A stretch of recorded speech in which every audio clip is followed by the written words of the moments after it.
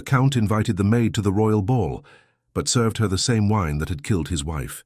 Before we begin this beautiful period romance story, tell me in the comments where you're listening from.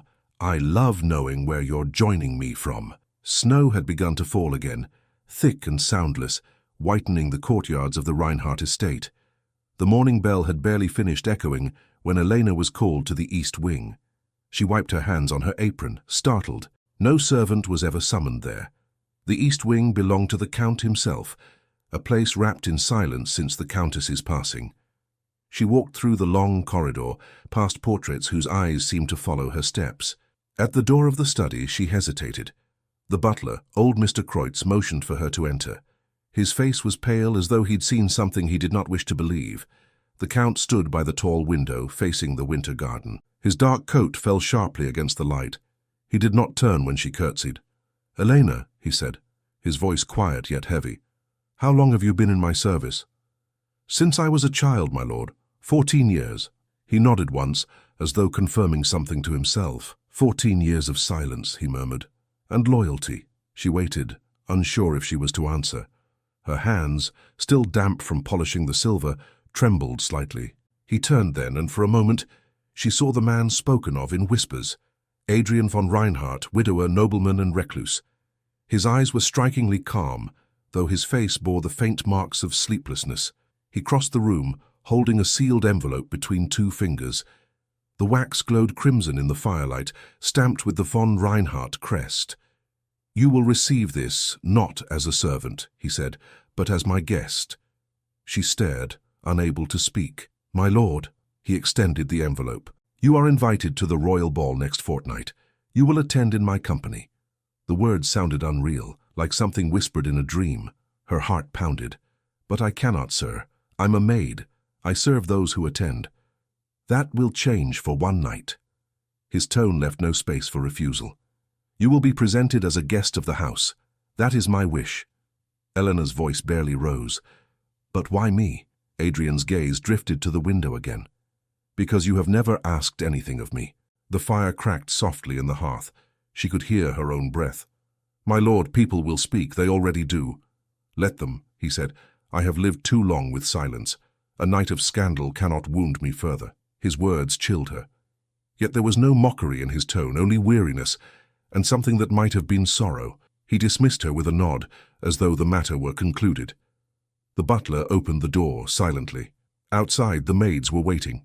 They surrounded her the moment she stepped into the servants' hall. "Is it true?" whispered Anna, her closest friend. "Did he really—" Elena pressed the envelope to her chest.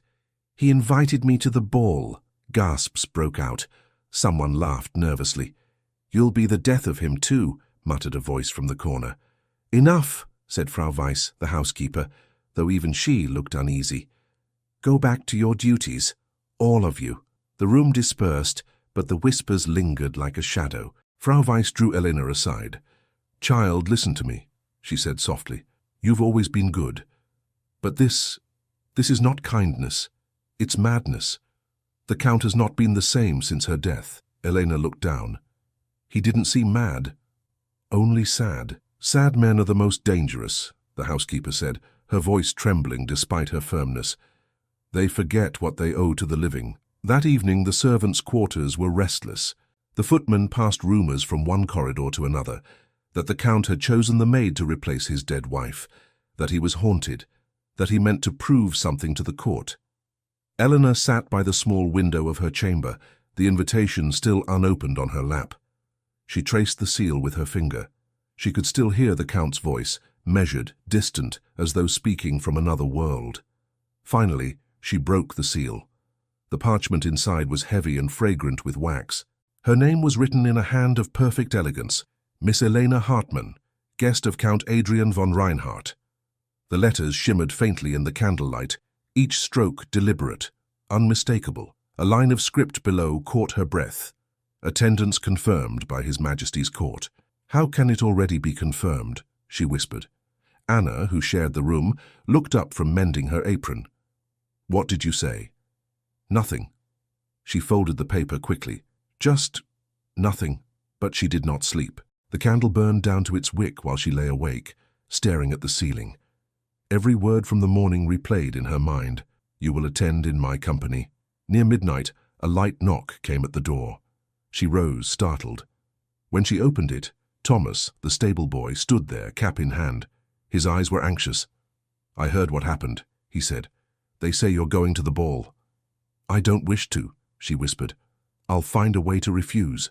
Refuse a count? Eleanor, they'll dismiss you. Or worse. She leaned against the doorframe, feeling the cold draught from the hall. Why would he invite me, Thomas? What could he want from me? He looked down, hesitant. My mother worked in the kitchens back then. She said the night the Countess died, she drank the same wine he poured for her. He never drank his own. Elena shivered. That was a year ago. Rumors don't die with time, he said. Just be careful. She wanted to laugh it off, but the fear in his face silenced her. Thank you, Thomas, she said softly. I will. When morning came, the courtyard glittered with frost. The entire estate buzzed with preparations for the royal ball, polishing chandeliers, pressing uniforms, repairing carriages, yet whispers followed her wherever she went. Look at her, said one maid when she thought Elena couldn't hear. The Count must have lost his senses. Or his heart, said another. It's the same, isn't it? By afternoon, the invitation had reached Lady Gertrude, the Count's aunt. She demanded an audience with him at once. Elena overheard fragments of their argument echoing through the marble corridor. You insult the family name! The lady's voice rose, sharp and trembling. A maid in your company? What will the court think? The court already thinks I killed my wife, Adrian replied evenly. Let them think worse if it amuses them. Gertrude's tone turned pleading. Adrian, you are grieving, I understand, but this will not bring her back. No, he said, but perhaps it will stop her from haunting me. There was silence, then the sound of a door closing firmly. Later that evening, when Eleanor brought tea to the drawing room, she found him alone, standing by the fire. He glanced up as she entered. Do you regret accepting the invitation? He asked quietly. I haven't accepted, my lord, she answered. I have not even replied. He regarded her for a moment. Then allow me to make it simpler. He moved to his desk and signed something swiftly on a document. Now you are listed among my guests. The court cannot revoke it without insult. Her mouth fell open. You cannot decide for me, sir. I already have. His tone was gentle, not cruel. Sometimes one must be led into destiny. Even if she walks unwillingly, her heart raced. You speak as though you know mine. Perhaps I do. She gathered her courage. People say dreadful things, my lord. About you. About your wife's death. He turned, his eyes darkening, though his voice remained calm. People say what fills their emptiness. The truth is far lonelier. She hesitated. Why me? A pause. Then softly, because you looked at me once and did not turn away. The air between them grew still. She could hear the slow ticking of the mantel clock. I should go, she whispered. He inclined his head. Then go. But remember, silence can wound more deeply than rumor. She left with her pulse pounding, uncertain whether she'd been warned or consoled. That night she sat by the window again, watching snow veil the garden. The estate slept, but she could not. She thought of the Count's expression, not madness, not cruelty, but something haunted. When dawn came, she resolved to refuse. She rehearsed the words in her head as she descended the servant stairs. But before she reached the bottom, the butler intercepted her. Miss Hartman, he said, his tone strangely formal, a messenger from the palace has arrived. A messenger? For me? Yes, ma'am. He handed her a folded parchment sealed in blue wax. The emblem was unmistakable, the royal crest of Austria. She opened it with trembling hands.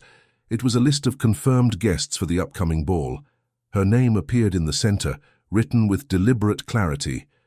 Miss Elena Hartmann, guest of Count von Reinhardt. The note at the bottom read, carriage arranged. Attire to be provided by the estate. Attendance is expected. She stared at it, speechless. The butler looked away, uneasy. His lordship instructed that the gown will be prepared by tomorrow. He said you are not to worry about anything. Elena shook her head. I never replied to his invitation. How could this... He interrupted gently. Miss, the list was issued from the royal court itself. It bears the king's signature. There is no changing it now.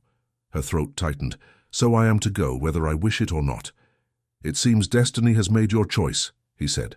She clutched the parchment, her thoughts spinning. Beyond the frost-covered window, she could see the carriages being polished, the banners hung, the air bright with preparations. From somewhere deep in the manor came the sound of the Count's voice giving instructions to the steward, firm, calm, unshakable. A shiver ran through her as she looked again at the parchment. Her name gleamed beside his in elegant ink. The royal seal bore her name, as if destiny itself had accepted the invitation on her behalf. The following morning brought the bustle of preparation.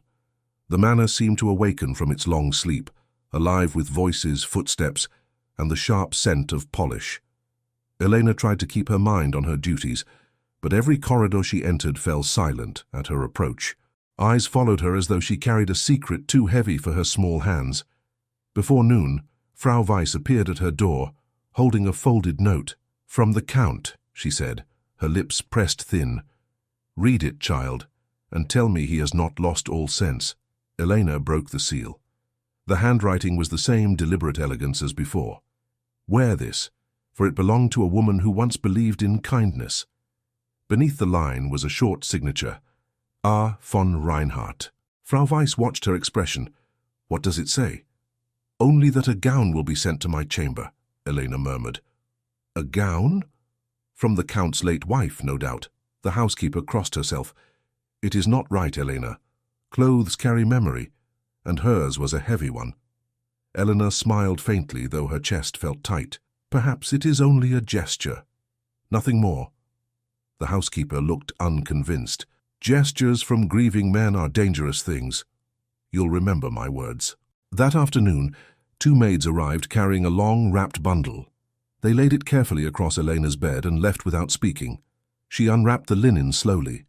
Inside lay a gown of pale ivory silk, its fabric shimmering faintly even in the grey light. It was beautiful, but the beauty made her uneasy. The sleeves were trimmed with lace, the same lace she had once ironed for the Countess.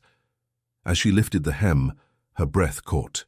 Near the edge, embroidered in silver thread, was a small rose, the same motif carved upon the Countess's tomb.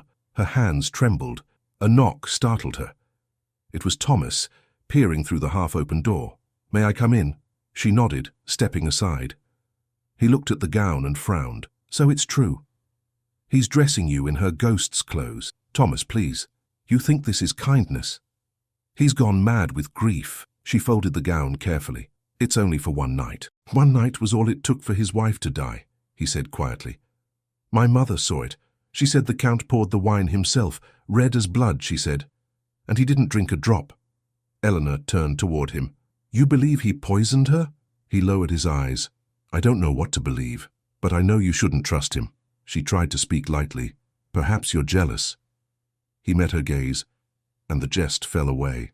"I am," he admitted, "but I'd rather lose you to life than to death." His words stayed with her long after he left. That evening, as the servants prepared the ballroom for the following week's event, she stood in front of the mirror, staring at the gown laid out behind her. The silk seemed to watch her reflection, waiting.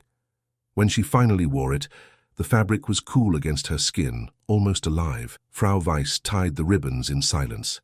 "You look like her," the housekeeper whispered. "God forgive us." "But you do." Elena swallowed. "He will hardly notice me." "Oh, he will notice," Frau Weiss said grimly. "That's what frightens me." The night of the ball arrived faster than she had imagined. The manor glittered under 1,000 candles. Carriages rolled through the gates, their wheels crunching on the frost. The courtyard filled with laughter and the rustle of silk. Eleanor stood at the top of the servants' staircase, watching the guests descend into the ballroom. The chandeliers blazed overhead, scattering light across the polished floor. The orchestra tuned their instruments. The air shimmered with excitement. "Go on," whispered Frau Weiss, who had come to see her off. "Best get it over with." Eleanor nodded, though her knees shook beneath the heavy gown. She followed the butler's lead through a side corridor until they reached the grand staircase. The doors opened and every head turned. A murmur rippled through the room as she stepped into view. Conversations faltered. Fans paused mid-wave. She felt the heat of their stares on her skin. "Is that the maid?" someone whispered. "Wearing the Countess's dress?" The orchestra fell silent. At the far end of the ballroom, Count Adrian stood beside the royal envoy. He turned slowly. Their eyes met across the distance.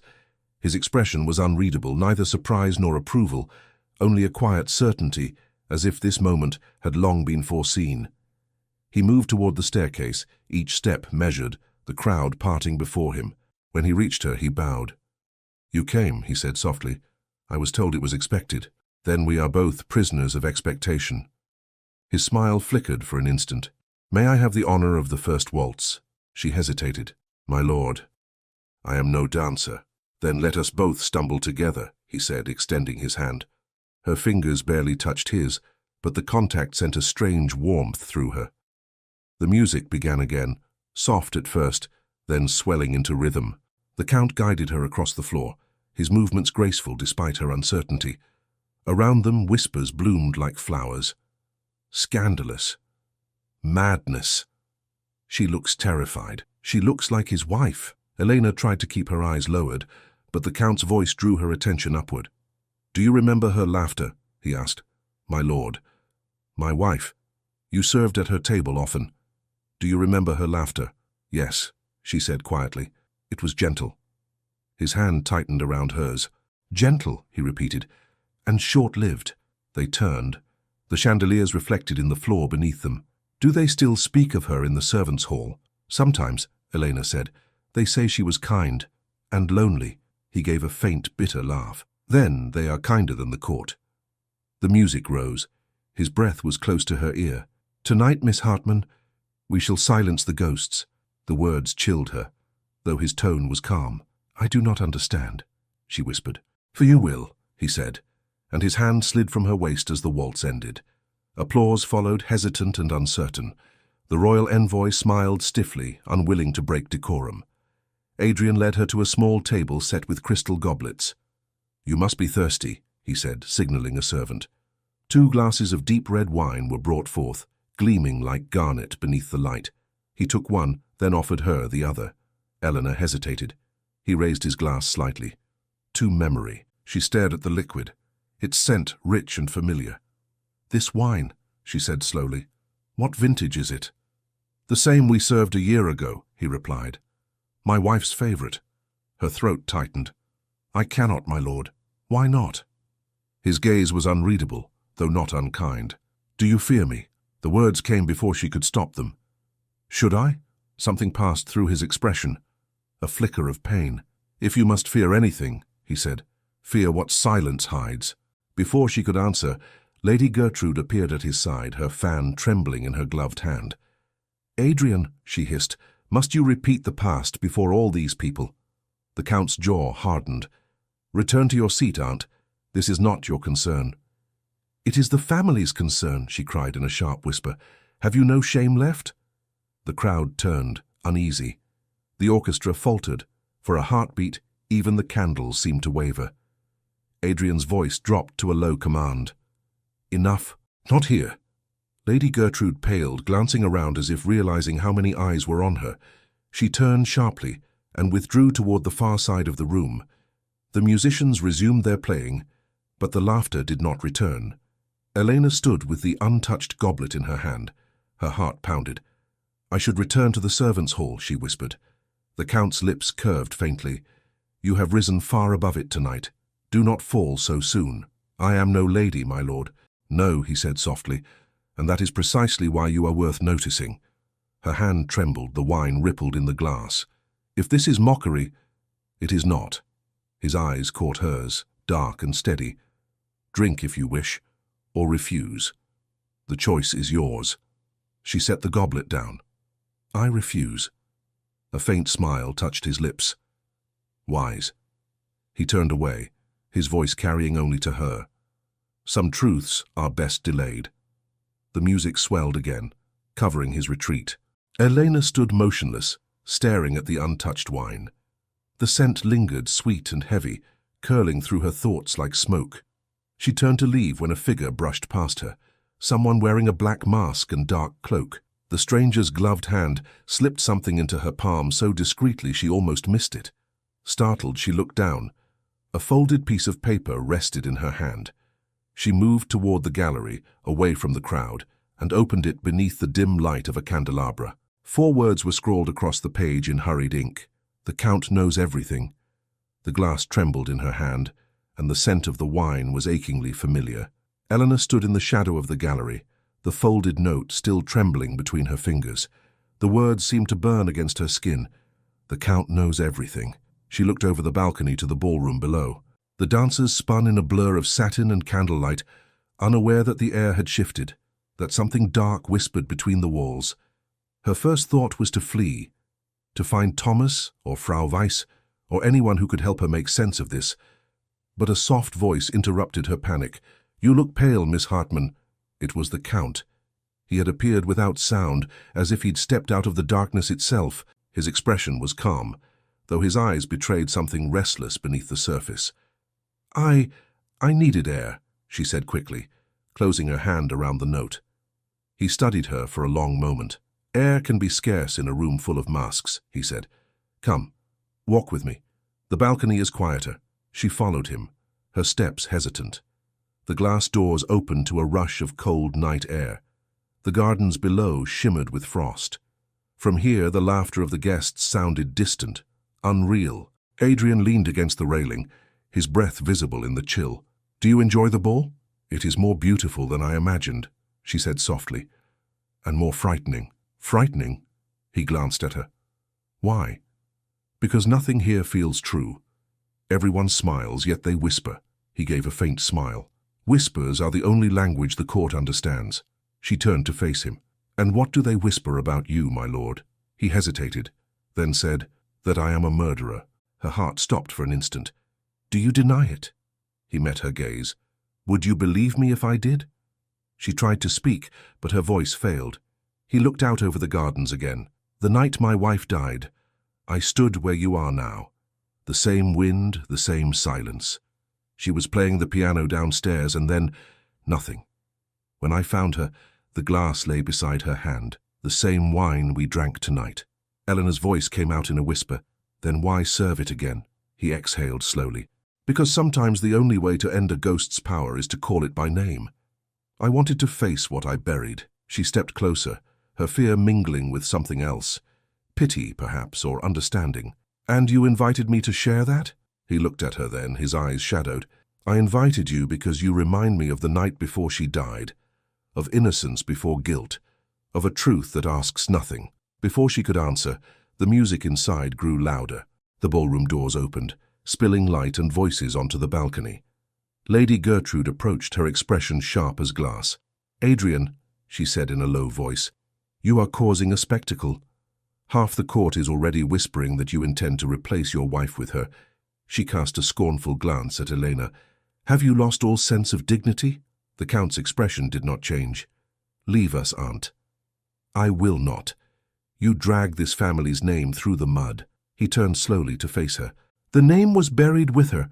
I'm only trying to give it peace." Gertrude's lips thinned. "Peace? You disgrace yourself. You disgrace her memory." "Do not speak of memory," he said quietly. "You know little of it." Her voice rose. "You think you can silence the past with a servant's face? She will never be your redemption." A ripple of murmurs reached them from inside the ballroom. Adrian's eyes darkened. "Enough." His tone left no doubt of command. "Return to your seat." Gertrude's fan snapped shut. "You will regret this, Adrian," she hissed, "as surely as she regretted marrying you." She turned and swept back into the ballroom. For a moment, the cold seemed sharper.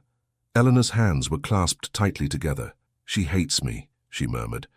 "She fears what she cannot control," Adrian replied. "She said your wife regretted her marriage." His voice dropped. "Perhaps she did. Loneliness can make regret out of anything." The orchestra struck up a new tune. From where they stood, they could see the guests returning to the dance floor. The candlelight glowed against the glass, creating reflections of faces and masks. So many, they seemed to multiply endlessly. Elena's heart still pounded. "My lord, there is something I must tell you." He looked at her with quiet curiosity. "Yes?" But she faltered. The note in her hand felt like a secret she dared not reveal. What if it was a trap, a cruel jest? She forced a smile. "Nothing. Only that I should thank you for this kindness. It is more than I deserve. He studied her face as if sensing her hesitation. Kindness is a word for the weak, he said softly. This is not kindness, Elena. It is truth wearing a dangerous mask. He stepped closer, his breath mingling with the cold air. You think me cruel. I think you are hiding something, she said, almost trembling.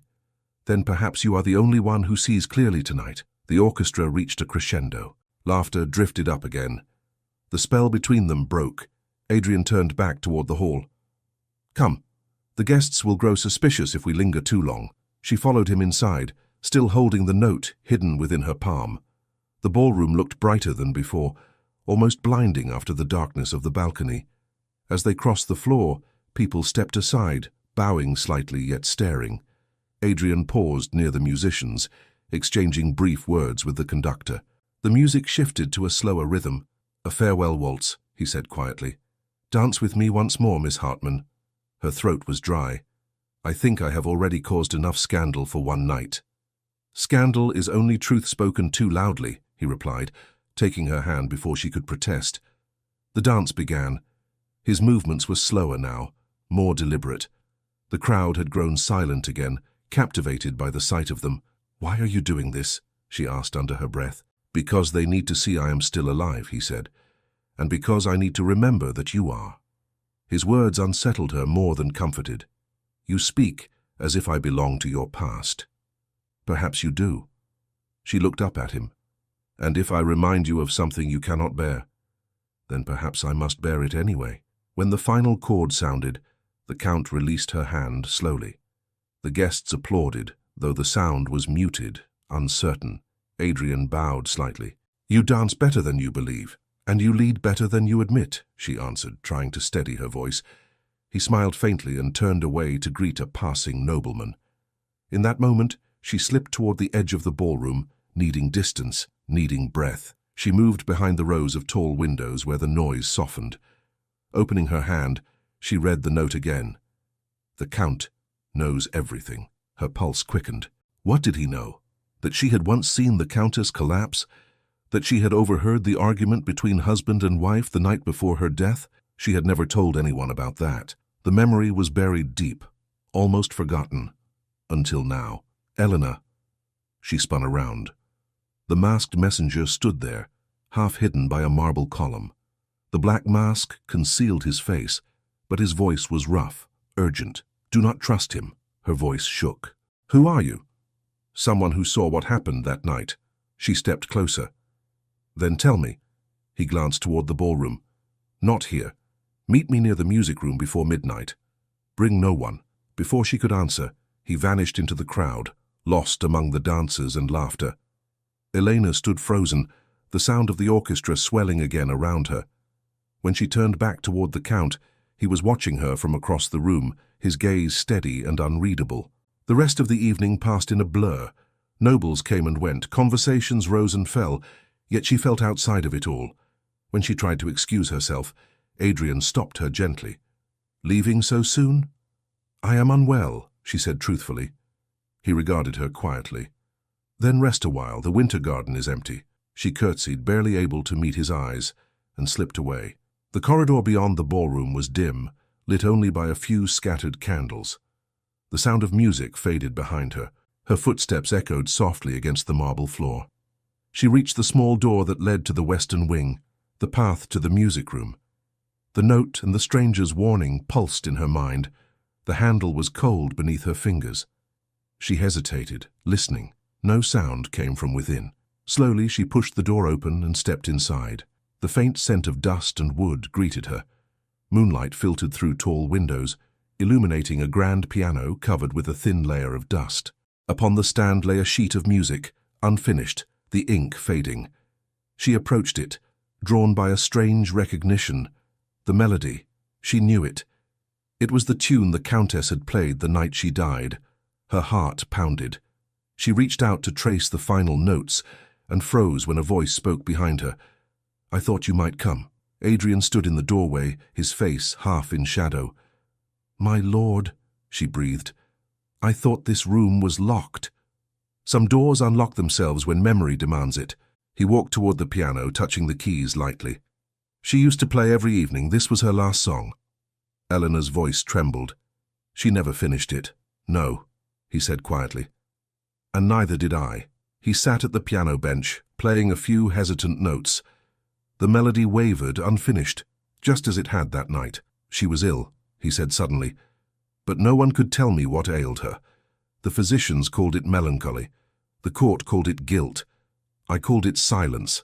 Eleanor's breath caught. Silence? She feared it more than death, and still it took her. She watched him, the sadness in his movements unmistakable. Why tell me this? He looked up at her, eyes dark and restless. Because you asked why I chose you. The answer is simple. You remind me of the moment before the end. She stood speechless, caught between fear and pity. Outside, the clock began to strike 11, each chime echoing through the halls. As the final note faded, a sudden dizziness washed over her. The room tilted, the candlelight blurring. She tried to speak, but the words dissolved on her tongue. Adrian rose quickly, his voice distant, concerned, but the sound melted into a low hum. The last thing she saw was his face bending toward hers, the world spinning around them like a fading waltz. Outside, the clock struck 11, and Elena felt a sudden wave of dizziness sweep through her body. The room swayed, the piano keys blurring into streaks of white and gold. Elena clutched the edge of the instrument, but her fingers slid off the polished wood. A strange warmth spread through her veins, and the air seemed to thicken around her. She tried to speak, to ask for help, yet her voice dissolved into a faint gasp. Adrian's chair scraped against the floor as he stood. "Elena?" His voice was sharp, alarmed. "What's happening?" Her knees buckled. The Count caught her before she fell, lowering her gently into the nearest chair. Her skin was pale, her eyes half closed. "It's nothing," she whispered, though her heart raced wildly. "Only dizziness." He turned toward the doorway. "Kreutz, water, quickly." The butler appeared almost at once, his face stricken. "My lord." "Now." Adrian's tone was a command that brooked no hesitation. The old man vanished and returned moments later with a crystal glass. Adrian held it to her lips. She tried to drink, but the water slipped down too fast, making her cough. He crouched beside her. "Tell me, did you eat? Did someone—" He stopped. His eyes moved to the table. The half-empty goblet of wine still stood there, dark as spilled blood. A flicker of fear crossed his face. "You didn't drink that, did you?" She shook her head weakly. "No, I—" The door burst open. Lady Gertrude's sharp voice filled the room. "What is this commotion? The guests are asking questions. Adrian, you're making a spectacle again." Adrian rose, his expression cold. "My guest is unwell." "Your guest?"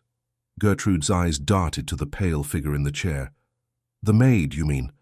Eleanor struggled to speak. "I am— sorry, my lady, I—" Gertrude's tone sliced through her words. "She should never have been here. Do you see what comes of your folly, Adrian? You bring her into the same room where your wife played her final notes. Have you no sense left?" Adrian's voice dropped, dangerous and low. "Leave." "I will not." She stepped closer, her fan trembling. "You disgrace the family before the court. You repeat every cursed moment of that night.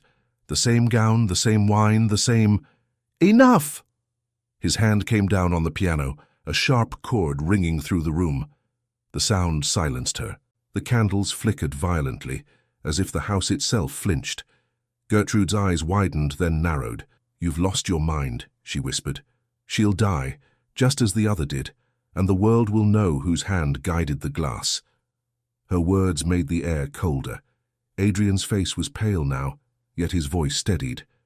"Get out, Aunt, before your tongue damns you." For a moment, she looked as though she might strike him. Then she turned sharply, skirts whispering, and stormed out. The Count knelt beside Elena again. "You must rest," he said. "The winter garden is warmer, quieter." She shook her head. "I'm better now." "You are not." He lifted her carefully, his arms steady beneath her shoulders. "No one will disturb us there." The corridors blurred past in flickers of candlelight and murmured voices. The winter garden was a glass chamber filled with moonlight. The air scented faintly of pine. He placed her on a cushioned seat near the fountain, where the water murmured softly. She leaned back, trying to steady her breath. "I shouldn't be here, my lord. I've caused too much trouble." Adrian sank into the chair opposite her. "You caused nothing. It is I who brought the ghosts to supper." His tone was quiet, but she could hear the weariness beneath it. "You think your aunt is right," she said, "that people will believe I will die, as your wife did." He looked up, his eyes dark. "I think people believe what they want to see.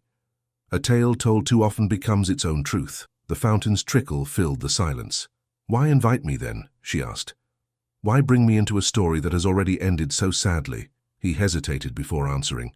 "Because you look at me as though there might still be another chapter." Her pulse quickened. "You mistake pity for hope." "Perhaps," he said softly, "but pity does not risk itself on poison." She looked at him sharply. "Then it was poison." He leaned back, rubbing his forehead. "No one proved it, but they whispered it as they whisper now. The court loves tragedy, provided it isn't their own." She lowered her voice. "And do you know the truth?" His eyes met hers, tired yet steady. "I know that she was unhappy, and that I was too blind to see it." There was a long pause. The sound of the fountain seemed to echo like a sigh. "Adrian," she said quietly, "if I remind you of that night, why keep me near?" He looked at her, and for a moment the mask of the nobleman fell away. "Because if I can keep you safe," he said, "perhaps I can forgive myself." She turned her face away, overwhelmed. The moonlight glimmered against the glass panels, scattering across the marble floor. "I don't understand you, my lord. One moment you frighten me, the next you speak as if you care." "Perhaps I frighten myself," he murmured. "And care too much." She rose unsteadily. "I need to return to the servants' hall." He stood as well. "No, you're pale. Sit a moment longer."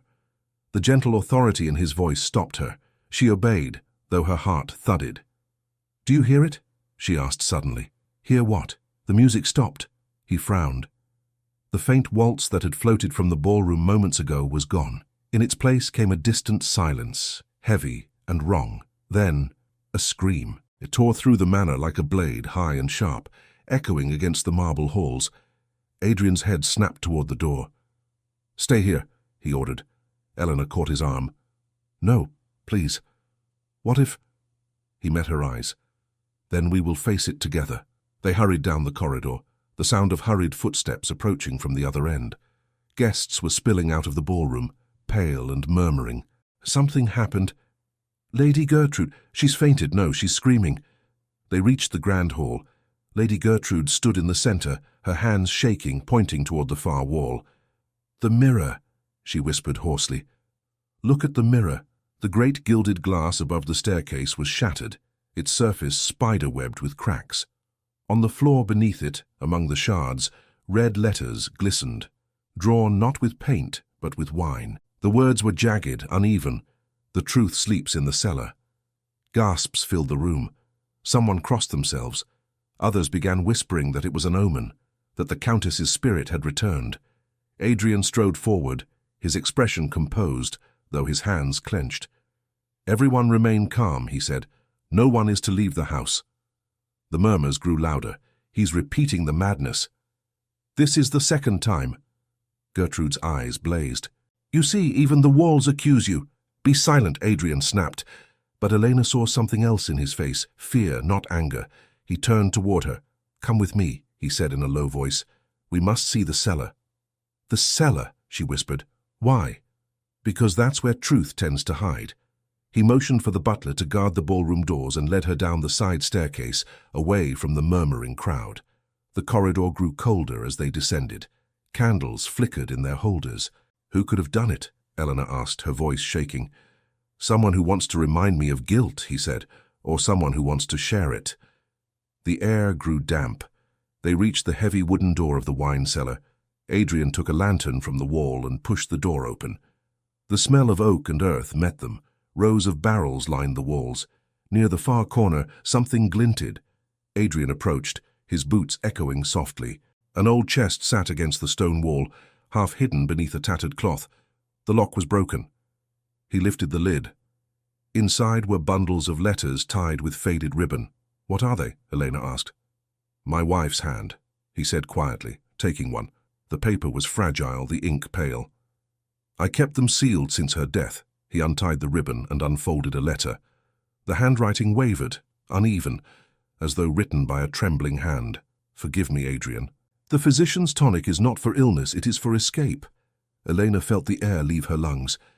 She meant to... He nodded slowly.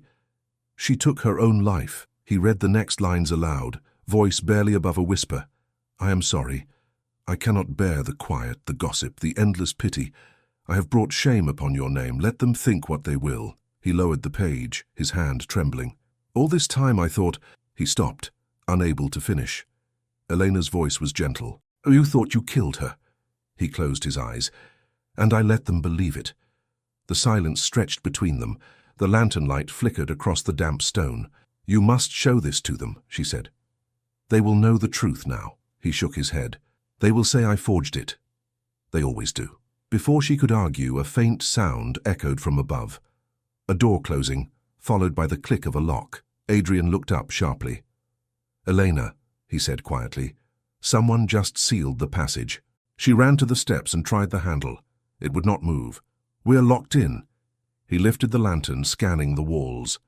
A broken bottle lay on the floor near the stairs, its contents seeping into the earth. The scent of wine hung heavy. But beneath it was something bitter. His eyes narrowed. That smell, he said. Do you notice it? She nodded, covering her mouth. It burns the air. Adrian bent closer to the puddle. The liquid shimmered faintly in the light. It's not wine, he murmured. It's the same mixture that took her life.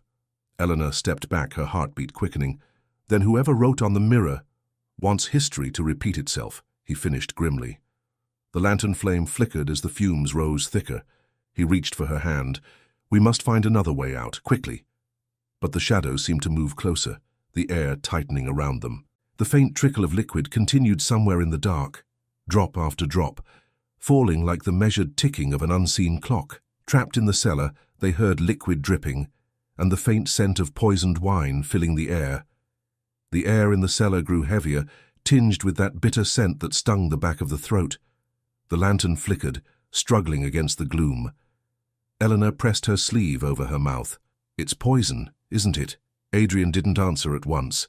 He knelt beside the puddle, studying the color of the liquid that had soaked into the earth. Old wine would not smell like this, he said. Someone mixed it with something foul. Whoever sealed the door wanted this air to turn deadly. Her pulse raced. Then we must get out. He lifted the lantern higher, scanning the walls. There's a side passage. There used to be. He moved toward the far end of the cellar, where the walls curved inward.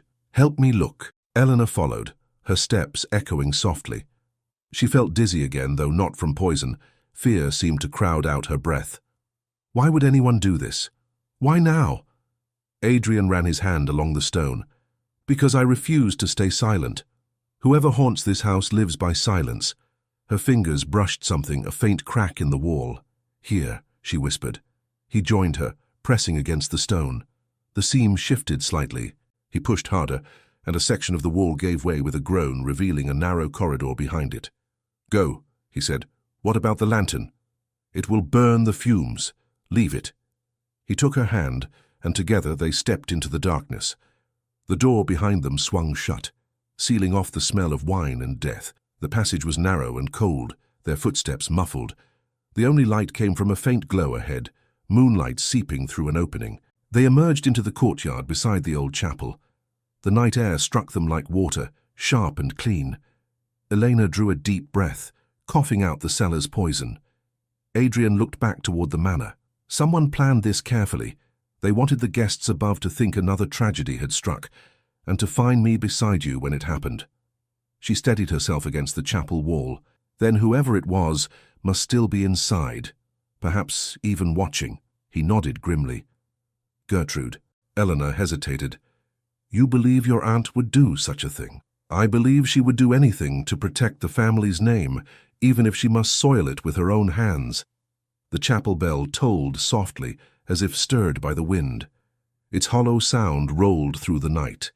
Adrian turned to her. We must go back. The truth lies open now, and if we let her speak first, she will twist it into something unforgivable. They re-entered through the servants' entrance. The corridors were nearly empty. Most guests had gathered in the ballroom after the scream. The flicker of torches made shadows leap along the walls. Adrian moved with quiet urgency. She will be standing before them, pretending fear, pretending innocence. Eleanor followed close behind. And if they don't believe us? Then I'll give them proof they cannot deny. They entered the grand hall. The crowd had thickened again, the air filled with whispers. Gertrude stood near the staircase, her face pale, her composure flawless. She was speaking to the royal envoy, her tone honeyed with grief. "It is dreadful, my lord. That poor girl. She followed him into the very cellar where his wife perished. It's as though the curse repeats itself." The envoy frowned. "The cellar? Is she harmed?" Gertrude lowered her eyes. "Who can say?" He locked the door behind them. At that moment, the great doors opened, and Adrian appeared with Eleanor beside him. The guests gasped. The aunt's mask of sorrow cracked for an instant. "My lord," said the envoy sharply, "your guests are concerned. Lady Gertrude claims—" Adrian's voice cut through the noise. "My aunt claims many things, most of them lies." Gasps rippled through the crowd. Gertrude stepped forward, trembling with indignation.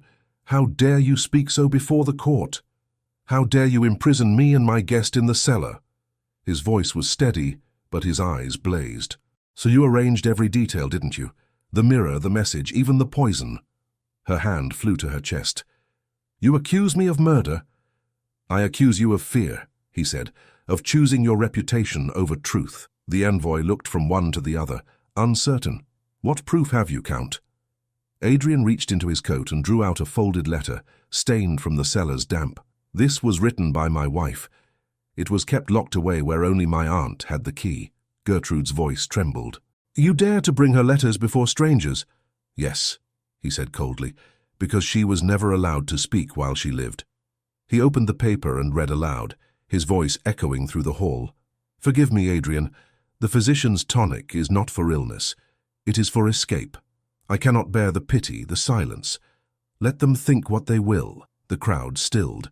The music from the orchestra died entirely. Gertrude's eyes darted wildly. "You forged that. You—" "It bears her seal," he said, "and the handwriting the court itself once praised for its grace. I buried her in guilt, and you buried the truth beside her." The envoy stepped closer, his expression grave. "Is this true, madam?" "Did you know?" Gertrude's lips quivered. "I sought to protect this family. The Countess was frail, unwell. The scandal would have destroyed us all. What good would truth have done?" Adrian's tone softened, though his words cut deep. "Truth does not destroy. It cleanses. You let me believe I killed her. You watched me sink beneath my own shame." She lifted her chin, proud even in defeat. "Better shame than dishonor." He looked at her with sorrow.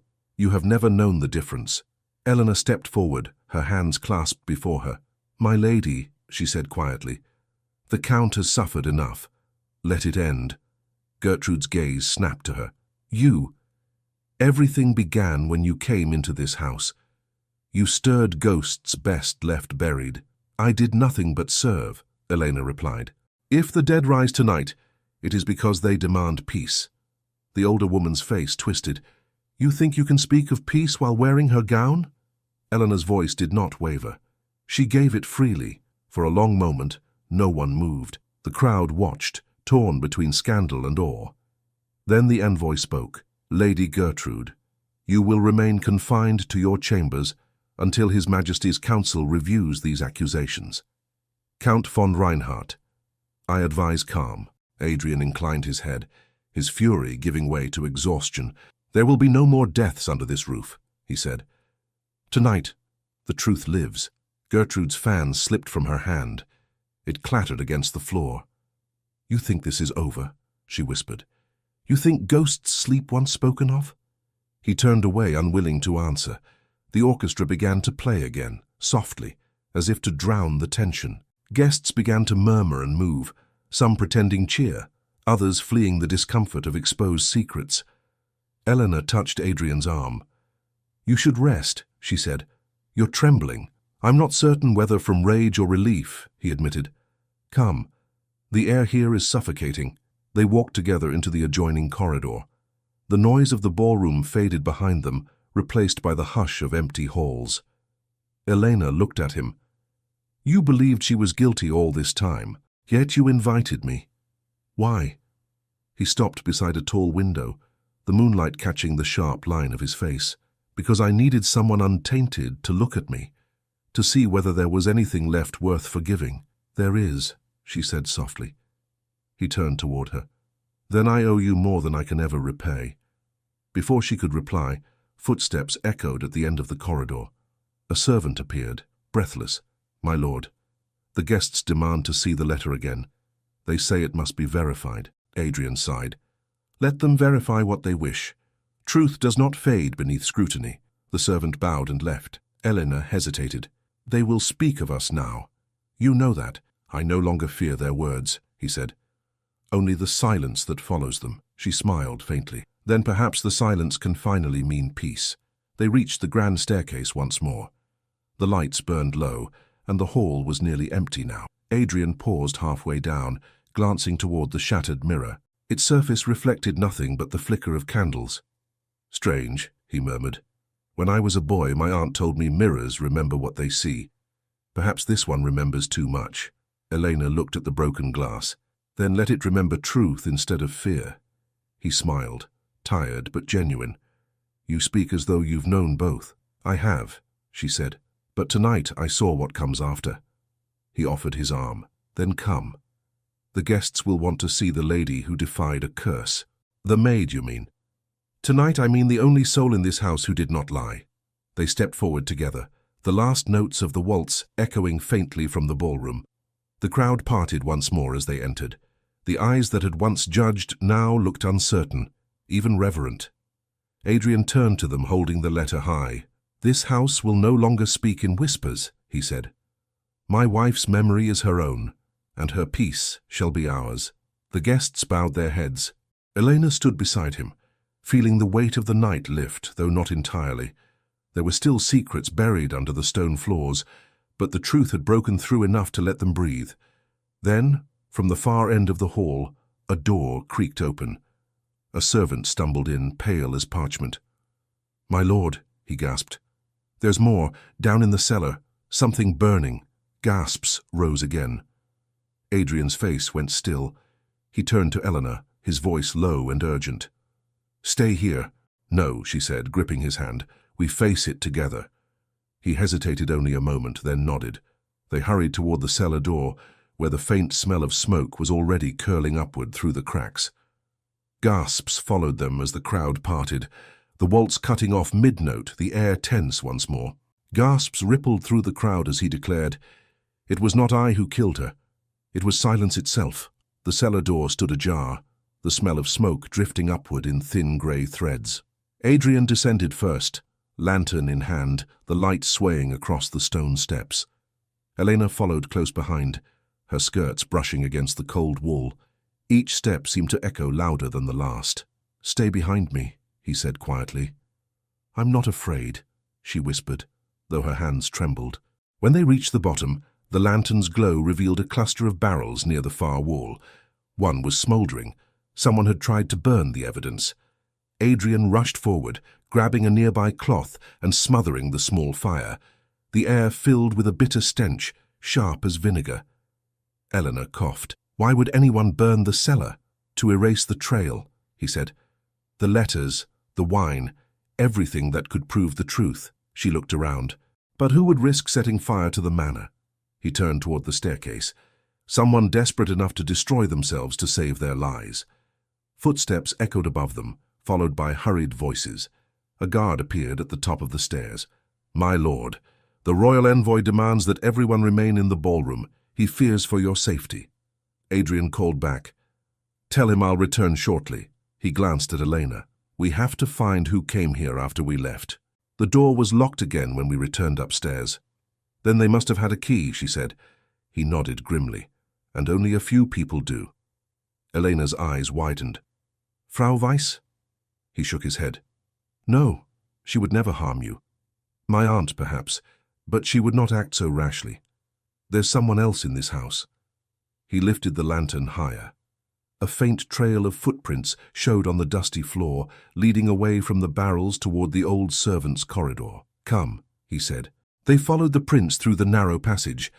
The walls closed around them, and the air grew cooler again, free from the smoke. At the end of the corridor, they found a small door half open, revealing a flickering candle inside. Adrian pushed it open. The room beyond was lined with crates and shelves, but one stood apart, a chest of ledgers and sealed bottles. He reached for one of the bottles and held it to the light. The liquid inside shimmered faintly violet. "This isn't wine," he murmured. "It's the physician's mixture, the one prescribed to my wife." Eleanor stepped closer. "You mean the tonic she wrote about?" He nodded. "Yes, and someone's been making more." A faint sound interrupted them, the creak of a floorboard behind the door. Adrian turned sharply. "Who's there?" No answer, only silence. Then a shape darted past the doorway. Eleanor gasped. "Someone's running." Adrian set down the lantern and sprinted after the shadow, his footsteps echoing up the corridor. Eleanor gathered her skirts and followed, the light of the lantern flickering behind her. They reached the main hall, where the figure disappeared behind a tapestry near the grand staircase. Adrian tore the tapestry aside. A narrow stairway spiraled upward toward the gallery.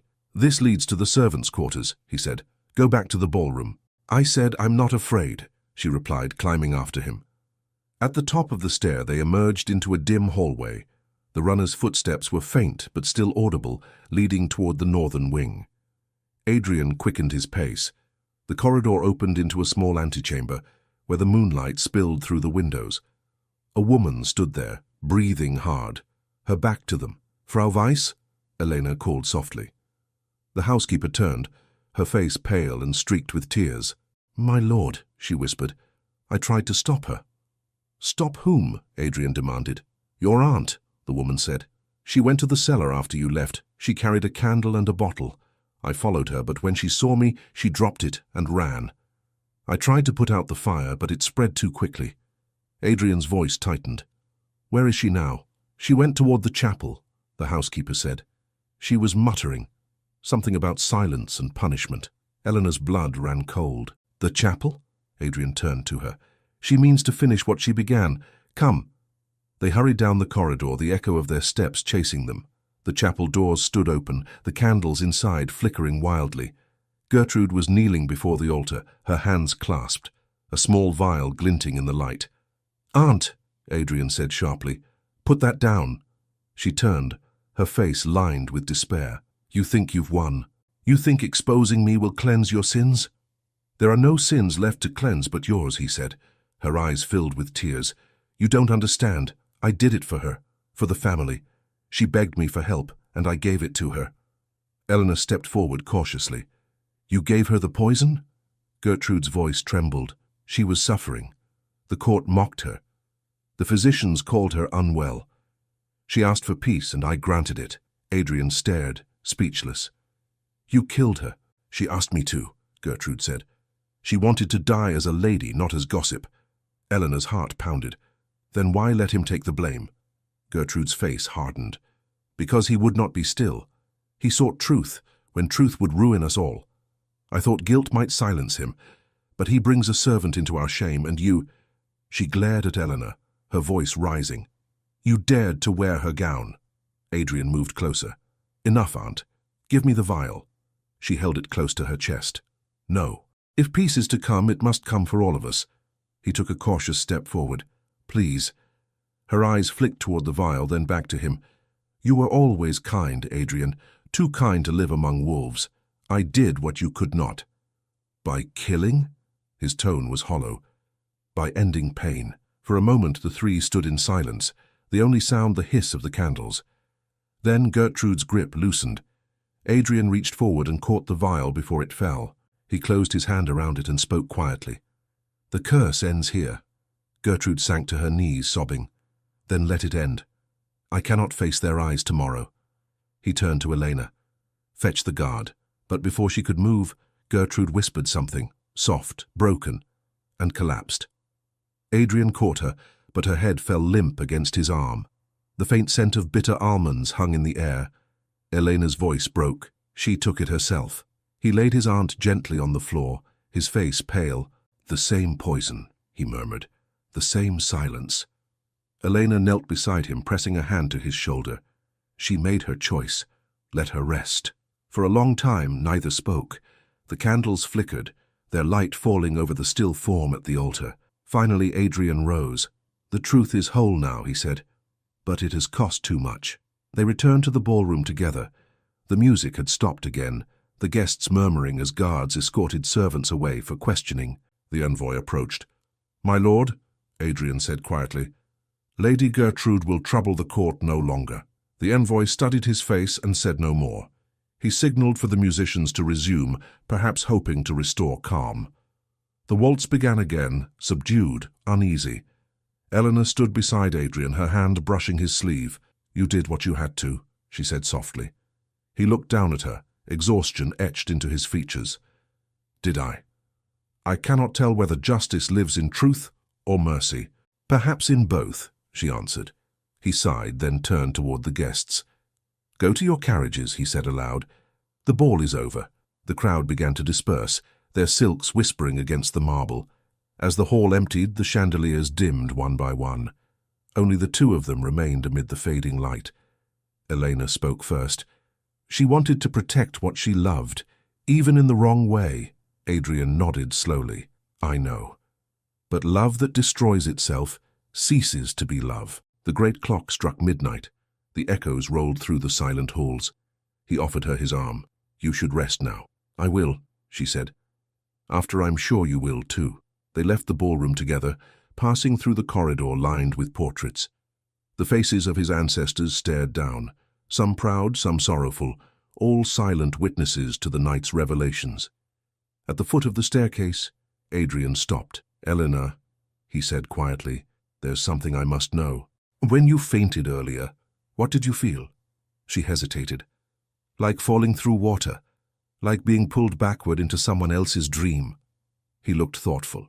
"Perhaps it was the house itself, forcing you to see what it hid from me." She smiled faintly. "Then maybe the house has a soul." He nodded once, weary but peaceful. "If so, it can rest now." As they reached the door to the winter garden, the faint glimmer of dawn touched the glass. He paused, watching the light spread. "Tomorrow there will be questions, investigations, rumors, but tonight at least there is truth." Eleanor touched his hand gently. "And peace." He met her gaze. "Not yet, but you are the first thing that feels close to it." She lowered her eyes, her voice barely above a whisper. "Then hold to that. Let it live where silence once did." Outside, the first birds began to sing, their sound breaking the long hush of the night. Then from the corridor behind them, a sharp voice called, "My lord, come quickly, there's someone at the gate, it's the royal courier. He carries an order sealed by the crown." They turned, startled. Elena caught her breath as the messenger appeared in the doorway, cloak wet with dawn mist, his gloved hand holding a folded parchment sealed in gold. "The king commands your presence at Vienna," the man said, his tone urgent. "A matter of the countess's death, reopened in light of tonight's revelations." Adrian's expression hardened. He took the parchment slowly, the wax seal catching the faint morning light, and broke it open. The air between them stilled, waiting for the words that would change everything. The royal courier waited in silence, water dripping from his cloak onto the marble floor. Adrian broke the seal, his eyes scanning the parchment. His jaw tightened as he read. "What does it say?" Eleanor asked softly. He folded the letter and slipped it into his coat. "His Majesty requests my immediate appearance before the council in Vienna. They've reopened the investigation." "But it's over," she said. "The truth is here, in this house." "Truth rarely travels as fast as rumor," he replied quietly. "The court must see for themselves." The courier bowed slightly. "A carriage will be waiting at sunrise, my lord." "You are to leave at once." Adrian nodded. "Tell His Majesty I will come." When the messenger departed, the silence in the hall returned, heavy and uncertain. Elena looked up at him. "You can't go alone, they'll twist your words again. They always do." He turned toward her, the faint light of dawn outlining his face. "You think I'd let them question you?" "I think I was there," she said. "If they're to believe you, they must hear from both of us." He hesitated. "They'll not look kindly on a maid speaking in defense of a nobleman." Then let them see what truth looks like when it's not wrapped in gold, she said, her voice steady. For a long moment he studied her, as though weighing something deeper than her words. Finally he said, "Very well. We leave together." By morning, the estate buzzed with nervous energy. Servants whispered in corners, and the few guests who had stayed overnight prepared to depart. Frau Weiss packed food for the journey, though her hands shook. "Vienna is a cruel place for gentle hearts," she murmured. Eleanor smiled faintly. "Then I'll stay near his." The carriage waited in the courtyard, horses stamping in the cold. Adrian helped her inside, then joined her, the door closing with a hollow thud.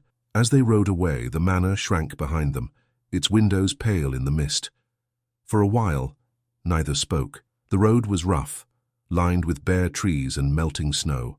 At last, Adrian said quietly, "I once believed Vienna was the center of civilization. Now I see it was only the center of noise." Eleanor glanced at him. "And yet you go back." "Because I must," he said, "to end what began there." They reached the city by nightfall. The lamps of Vienna burned in long rows, their reflections trembling in the wet streets.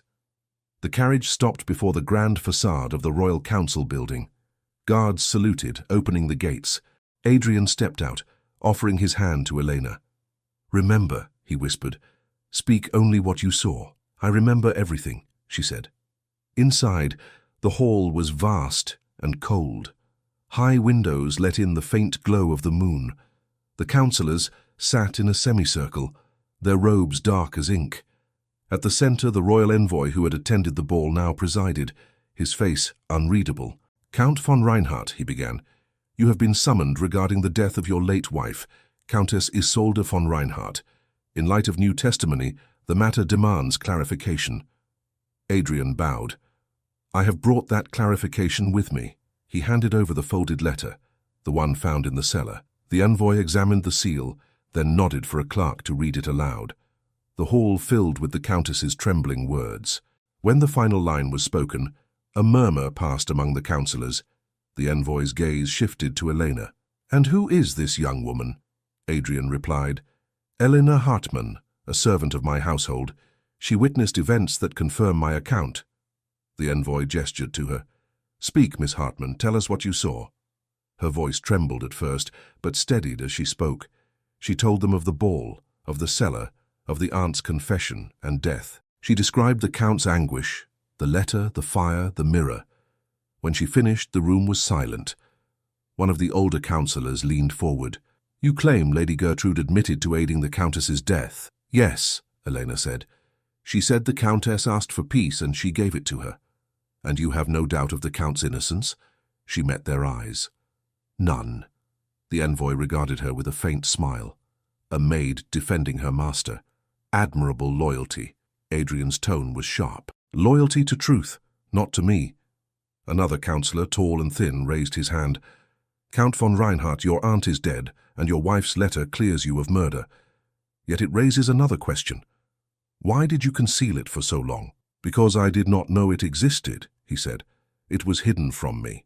By the time I found it, silence had already written my guilt." The envoy tapped the desk thoughtfully. "Silence, Count, can be convenient as well as cruel. How are we to know this letter was not forged to save your name?" Adrian's eyes flashed. "Because I have nothing left to save but her peace." The envoy leaned back. "And yet, the rumor persists that your wife's final days were filled with jealousy, that she believed you loved another woman." Eleanor felt the heat rise in her cheeks. "That's false," she said before she could stop herself. The envoy's gaze sharpened. "And how would you know, Miss Hartmann?" She faltered, but Adrian spoke first. "Because I met no woman after my wife until this one, and that meeting brought no jealousy, only truth." The room stirred with murmurs.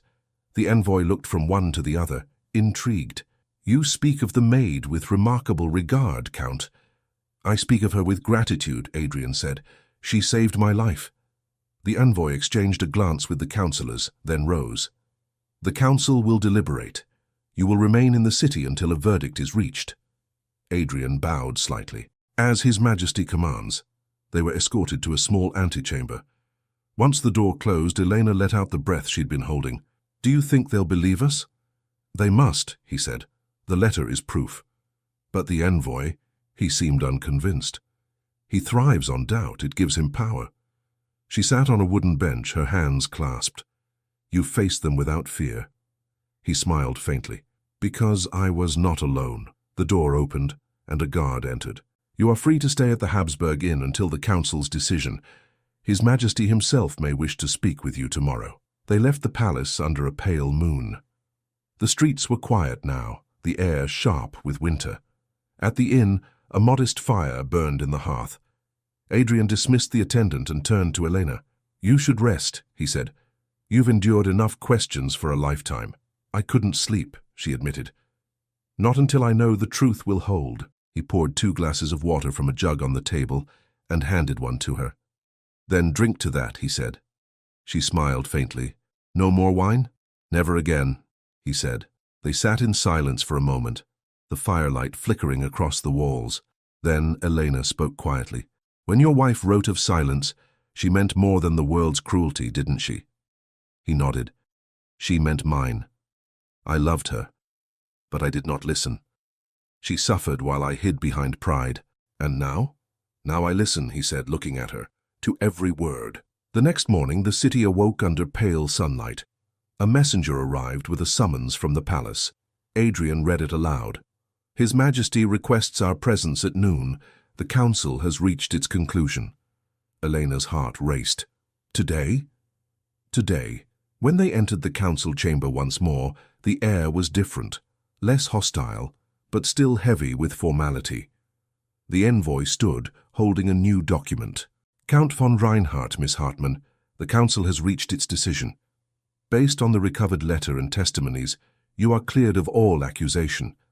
The death of Countess Isolde von Reinhardt is hereby declared an act of her own volition. Adrian inclined his head. His Majesty's mercy restores what the world took from me. The envoy's expression softened, though a faint smile lingered. Not mercy, Count. Justice. He turned to Elena. The court commends your courage, Miss Hartmann. You may return to your duties. Her hands tightened together. With respect, my lord, I no longer have duties in that house. Adrian looked at her quickly but said nothing. The envoy regarded her with curiosity.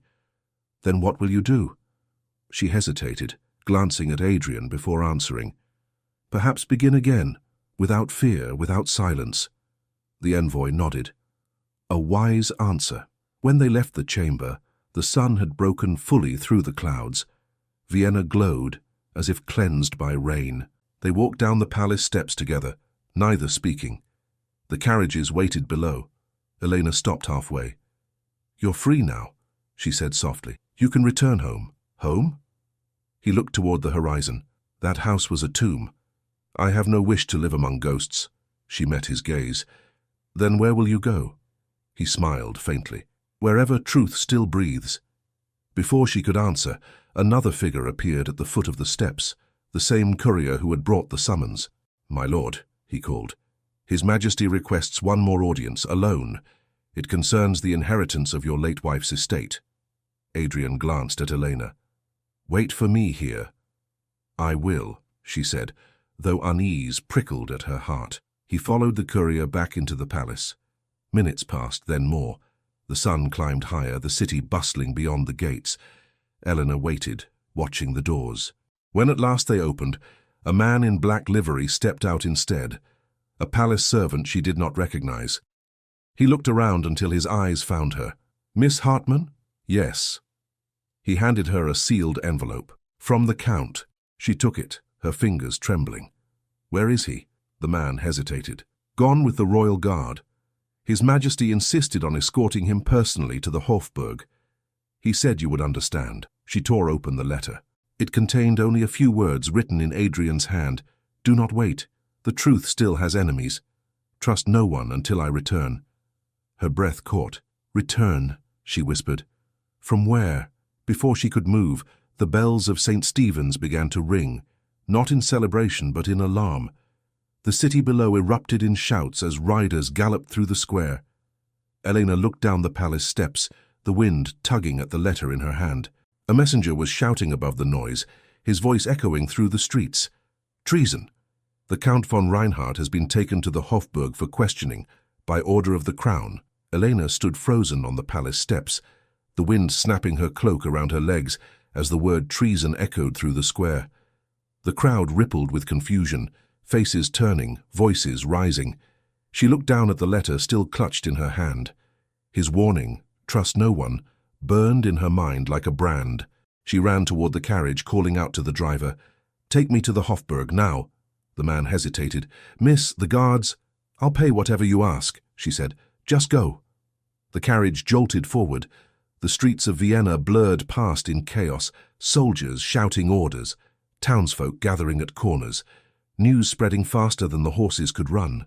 When they reached the Hofburg, the gates were already surrounded by soldiers. A line of carriages stood outside, the royal banners fluttering in the wind. Eleanor stepped down, her heart pounding. "I'm here to see Count von Reinhardt," she said to the nearest guard. He looked at her skeptically. "No visitors.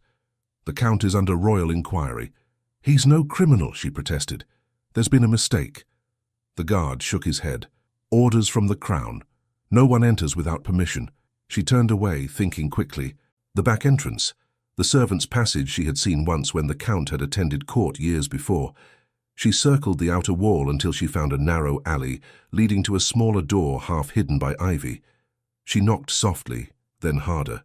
At last the door opened a crack, revealing an old man with spectacles. "Yes?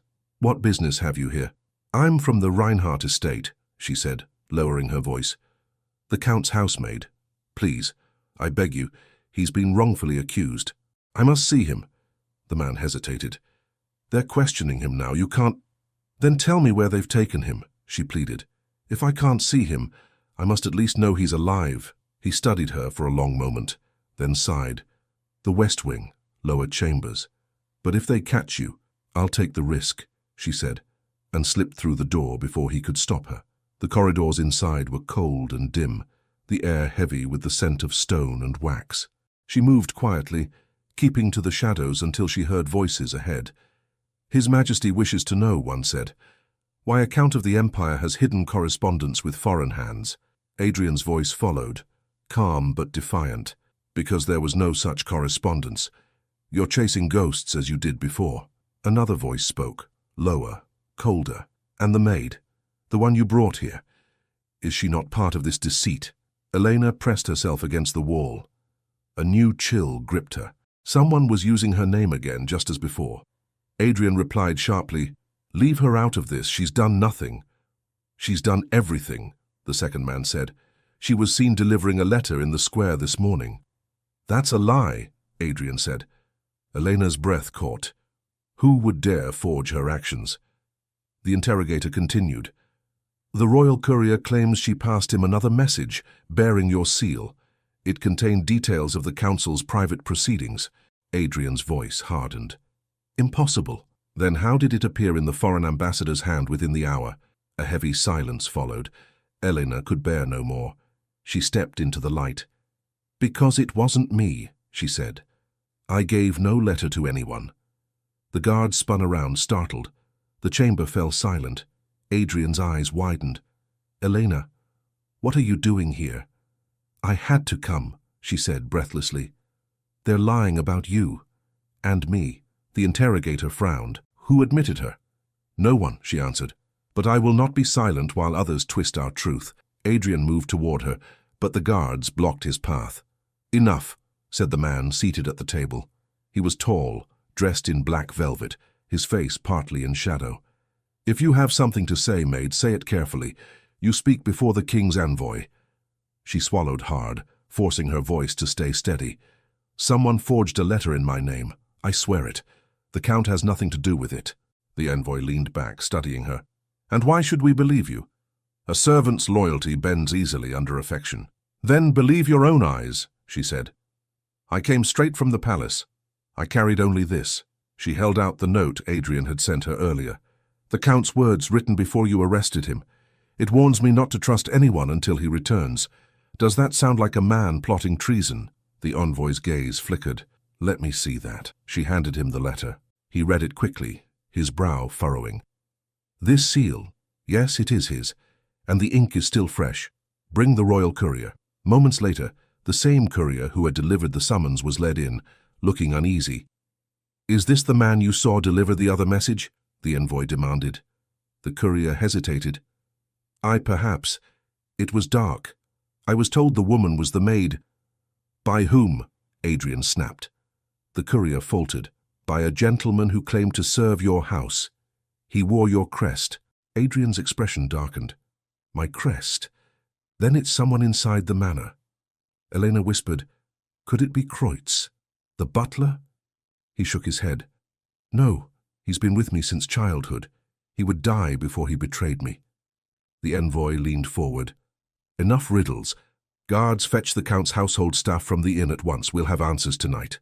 The guards saluted and left. Silence settled again. Adrian turned to Elena, his eyes softening for the first time since she entered. "You shouldn't have come," he said quietly. "They'll use you against me." "Then let them try," she said. "I won't let them bury you again." Before he could answer, the doors burst open. The guards returned, dragging an elderly figure between them, Kreutz, the butler. His wig was askew, his face pale with fear. Adrian's voice was low, disbelieving. "Kreutz?" The envoy gestured. "He was caught near the inn carrying this." He tossed a folded parchment onto the table. It bore the same crest as the forged letter. The butler trembled. "My lord, Speak," Adrian said sharply. The old man wrung his hands. "It wasn't for me, sir. I was told to deliver it. They said it was for the king's secretary. I didn't know." "Who told you?" The butler's eyes darted between them, then fell. "A man calling himself Dr. Weiss. He said he was sent by Lady Gertrude before she died." Adrian frowned. "Weiss? My aunt's physician?" "Yes, my lord. He said he had instructions to safeguard her reputation. He offered me gold." Elena stepped forward. "Then he's the one who forged the letters. He's using her death to finish what she started." The envoy's expression turned grave. "Dr. Weiss has already fled the city. His house was found empty this morning. The guard is searching." Adrian clenched his fists. He was her confessor as well as her physician. He must have known of the poison.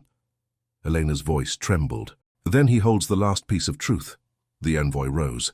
"Until we find him, the Count remains under watch. The maid, too. You will both stay at the Hofburg." Adrian protested.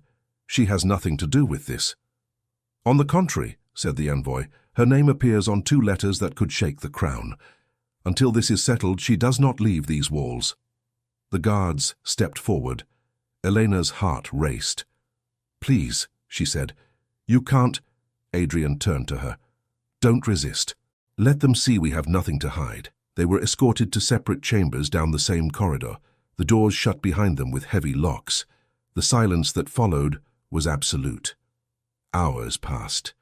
Outside, the city bells marked the turning of the night. Elena sat by the small window, staring at the faint glow of the palace gardens below. She thought of the Count somewhere nearby, caged yet calm, and of the letter that had nearly damned them both. A soft tap came at her door. She froze. "Who's there?" "Quiet," whispered a voice she recognized. It was the old man who had let her in. "I can't stay long. The physician, he's been seen. He's at the stables, preparing to flee with forged documents. The guard won't move until dawn." Elena's heart leapt. "If he escapes, we'll never be free." "Then stop him," the man said. "You have courage enough for it." He slipped a small key under the door. "This opens your room. The corridor to the stables lies beyond the kitchens. Go now before the watch changes." She hesitated for only a moment. Then she took the key and unlocked the door. The corridor was dim and silent. She slipped through, moving quickly. The scent of hay and leather grew stronger as she neared the stables. A lantern burned near the open doors. Dr. Weiss stood beside a saddled horse, his back turned, packing a leather satchel. She stepped forward, her voice steady. "You're not leaving, Doctor." He froze, then turned slowly. His face was thin, his eyes hollow. "Ah, the maid," he said softly. "Always where you don't belong." "You forged the letters," she said. "You poisoned the Countess. You betrayed them all." He smiled faintly. "Betrayal is only truth told too soon. The Countess wished to die. I only hastened her peace." "She trusted you," Elena said, stepping closer. "As did her husband," he murmured. "I saved them both from each other." "You destroyed them," she said, "and you will answer for it." He reached into his coat and drew a small vial. "This answers everything." Before she could move, he flung it against the wall. Glass shattered, the sharp scent filling the air. Elena covered her mouth, stumbling backward. Weiss mounted the horse, his cloak billowing. She shouted after him, "The world will know what you've done." He looked down at her, his eyes gleaming. "Only if you live to tell it." The horse reared, hooves striking sparks from the stone, and bolted toward the open gate. Elena ran after him, shouting for help, her voice echoing across the courtyard as the sound of hooves thundered into the night. The shouts of the guards rose in answer to her cries.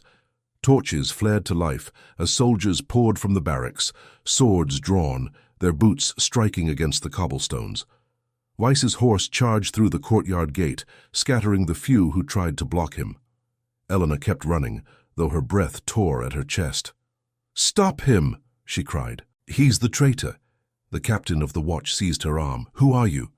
"Elena Hartmann, the maid of Count von Reinhardt. That man has proof of his innocence. He's escaping with it." The captain hesitated for only a heartbeat before barking an order. "After him! Close the south gate." Guards mounted swiftly, and a handful of riders galloped out into the dark streets. Elena stumbled after them until she reached the edge of the courtyard. She pressed her hand against the gatepost, trembling. "He cannot vanish," she whispered to herself. "Not after everything." A firm hand caught her shoulder. She turned. Adrian stood there, pale from confinement, but unharmed. "Elena," he said, breathless, "what are you doing here?" "You're free?" she gasped. "They came for me when they heard the commotion," he said. "The envoy demanded I remain in my chamber, but when I heard your voice—" He stopped, seeing the alarm in her eyes. "What happened?" "The doctor escaped," she said quickly. "He was the one who forged the letters. He confessed to me. He still carries proof, maybe her notes, maybe more." Adrian's expression hardened. "Then we go after him." "You can't," she said. "The guard will think you fled." He smiled faintly. "Then I'll bring them back a prisoner instead." Before she could protest, he took her hand. "Come, you're the only one who's seen which road he took." They crossed the courtyard to the stables. A groom, startled to see them, backed away. "The south road, my lord," he stammered, "toward the river." Adrian threw open the stable door and saddled a horse himself, his movements quick, practiced. He helped Elena mount behind him. "Hold on," he said. "We ride fast." They plunged into the night, hooves striking sparks against the stones. The wind cut through their clothes, carrying the faint echo of pursuit.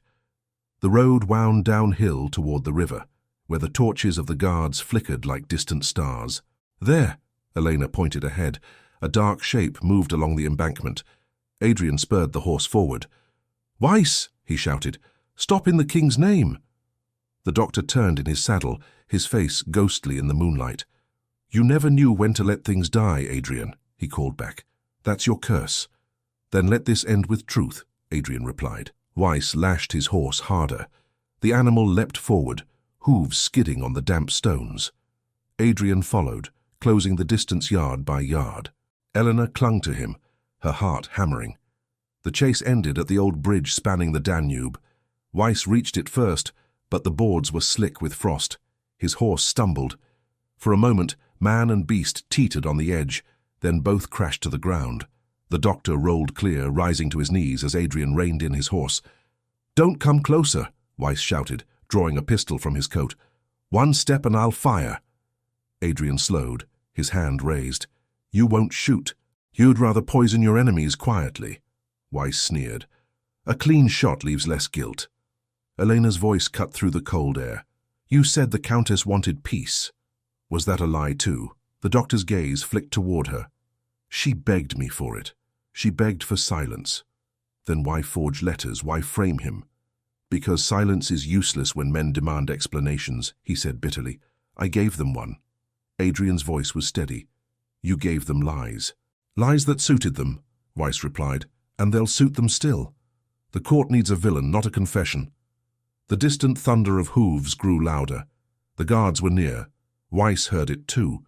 His eyes darted to the river, dark and churning beneath the bridge. "I will not be paraded before your king," he hissed. He turned, ready to leap, but Adrian moved first. He caught the doctor's arm, wrenching the pistol from his grasp. The weapon fired harmlessly into the night. The two men struggled, the boards beneath them groaning. Elena slid from the horse and ran forward. "Adrian, stop! You'll both fall!" Weiss twisted free and stumbled backward. His heel caught the edge of the bridge. For a breath he hung there, eyes wide. Then the plank gave way. The river swallowed him without a sound. Elena covered her mouth. Adrian stared into the dark water, his chest heaving. "It's over," he said at last. The guards arrived moments later, torches blazing. The captain dismounted. "My lord, are you hurt?" "No," Adrian said, his voice low. "The traitor took his own punishment." They searched the riverbank, but found only the broken pistol and a small leather satchel, half soaked by the spray. Adrian opened it carefully. Inside were several folded papers, sealed with the Countess's crest and the doctor's mark. Elena peered over his shoulder. "Are they her letters?" He read quickly, his face softening with each line. "No, they're his notes, proof of his guilt. He kept everything. The formula for the poison, the payments from my aunt, even her written plea." The captain nodded. "This will clear you completely, my lord." Adrian looked at Elena. "No, it clears her." They rode back to the Hofburg as dawn broke over the city. The envoy met them at the gate, suspicion still shadowing his face.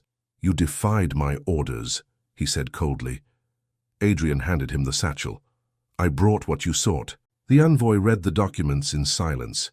When he spoke again, his tone was different, almost respectful. "The court will confirm this at once. The name von Reinhardt will be restored." Adrian bowed slightly. "I ask nothing but peace for my wife, and for this woman who carried her truth." The envoy nodded. "You have it." When they were alone again, Elena turned to him. "It's done then. The lies are buried." He looked toward the rising sun. "So many graves for one night." She touched his arm. "But this one brings life." He smiled faintly. "You give hope where I thought none could exist." They returned to the manor that afternoon. The snow had melted, and the air carried the faint scent of spring. The servants greeted them with tears and relief. Frau Weiss embraced Elena tightly. "You've come home," she whispered. "Yes," Elena said softly. Home. Adrian stood at the base of the grand staircase, gazing up at the portraits that lined the walls. "This house can finally breathe again," he said. Elena approached him. "What will you do now?" He turned, his expression gentle. "Live, for the first time in years." "And me?" she asked, half smiling. "You," he said, "will stay as long as you wish, but not as a servant." She lowered her eyes. "And what would I be instead?" He hesitated, then said quietly, "Whatever your heart chooses." She was about to answer when a young footman appeared, bowing awkwardly. "My lord, there's a messenger from Vienna. He says it's urgent." Adrian took the parchment the boy offered. His face changed as he read. "What is it?" Elena asked. He looked up slowly. "The king himself requests our presence. He means to honor those who upheld truth. You, Elena, are named beside me." Her breath caught. "Me? But I'm no longer a maid," he interrupted gently. "You're the reason justice stands." She shook her head in disbelief. "They'll never accept me in that hall." "They already have," he said. That evening they set out again, this time not in fear but in peace. The city greeted them with banners and bells. The king received them in the grand chamber, where nobles and courtiers gathered in silence. Adrian knelt before the throne. "Your Majesty," he said, "truth needed only a voice. I was fortunate enough to find one." He turned slightly toward Elena. "This woman saved not only my life but your honor, for justice without courage is only silence in disguise." The king regarded them both, then spoke. "Then courage shall be rewarded. Let history remember not scandal, but redemption." He ordered a decree written that cleared the Reinhardt name and granted Elena her freedom and protection under the crown. As they left the palace, the crowds cheered, though Elena barely heard them. She turned to Adrian, eyes shining. "Is this what peace feels like?" He smiled. "Peace and beginning." They rode home under a sky streaked with gold. The manor lights glowed like welcome fires. The servants waited at the gates, their faces bright with hope. For the first time, Elena entered through the front doors beside the Count. The house, once heavy with sorrow, now felt alive. Adrian paused beneath the chandelier, listening to the faint hum of music from the ballroom. "Shall we dance?" he asked. She laughed softly. "Here? Now, why not? We've danced through worse nights."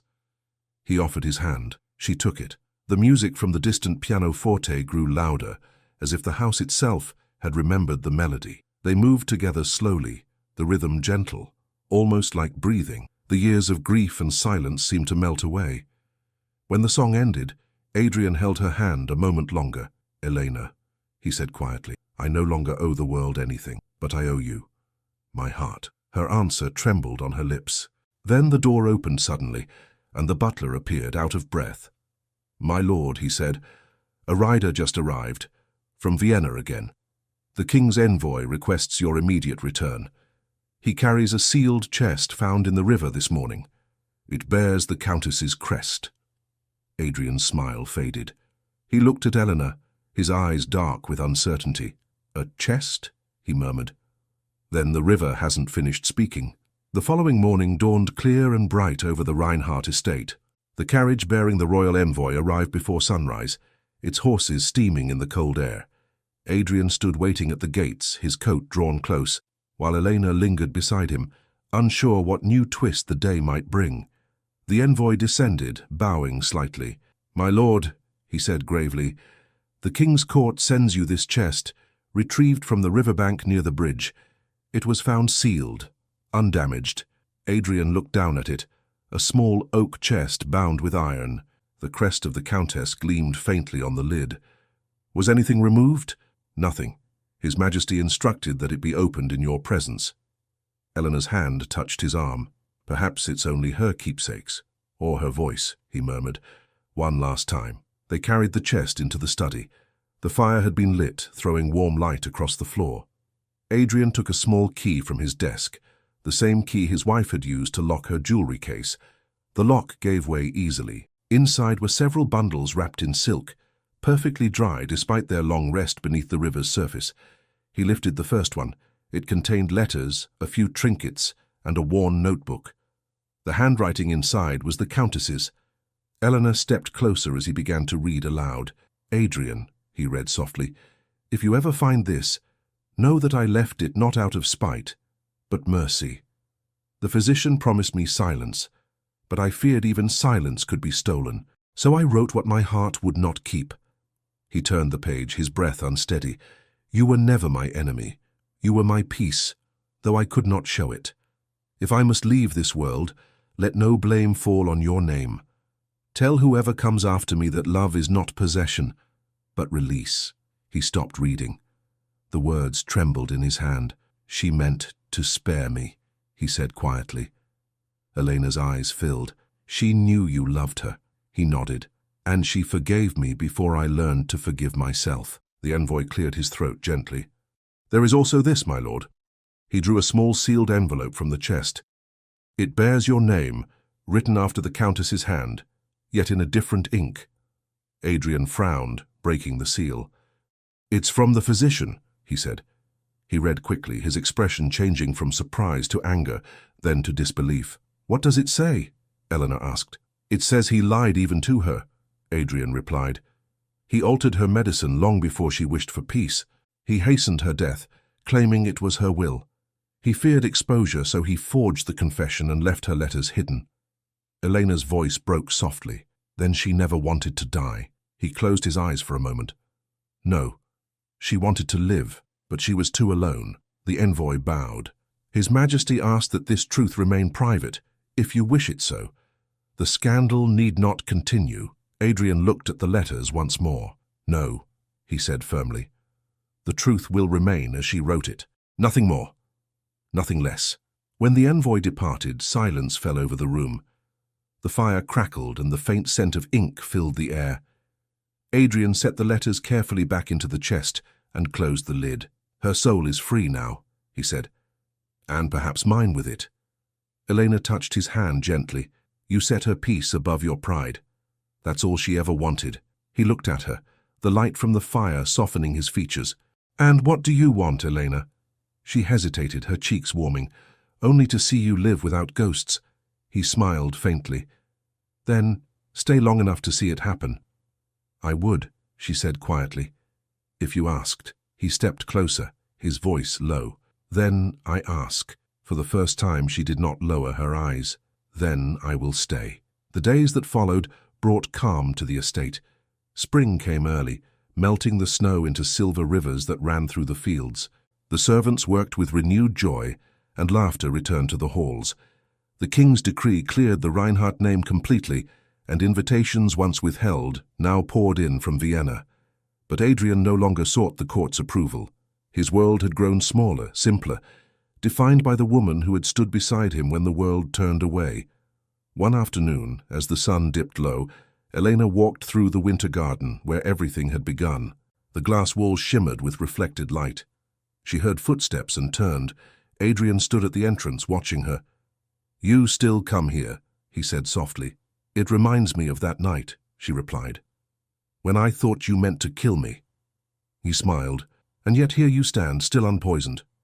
"Because you taught me not to fear truth," she said, "even when it hurts." He joined her beside the fountain. The water glittered with sunlight. "I kept this place closed for too long," he said. "Now it feels alive again." She looked up at him. "Because you are." He reached for her hand. "Eleanor, I've asked you to stay, but I've never asked you to belong." She frowned slightly. "What do you mean?" "I mean," he said, "that I want you beside me, not as servant or companion, but as equal." Her breath caught. "You would marry me?" He nodded slowly. "If you'll have me." She laughed softly, a sound like wind through leaves. "Do you realize what you're asking? A count and a maid." He smiled. "A man and a woman who have already survived the world's judgment." Her eyes shone. "Then yes?" He exhaled, a smile breaking through the solemnity of years. "Then let the world whisper again if it must." Their hands met, fingers intertwining. For the first time his touch carried no sorrow. It was steady, warm, alive. The wedding took place quietly, at the small chapel beside the river, where so much had ended and begun. Only the household and a few loyal friends attended. The king sent a personal gift, a silver chalice engraved with the words, "Truth shall be our peace." As Elena entered the chapel, dressed in pale blue instead of white, the servants wept openly. Adrian stood waiting by the altar, his eyes never leaving hers.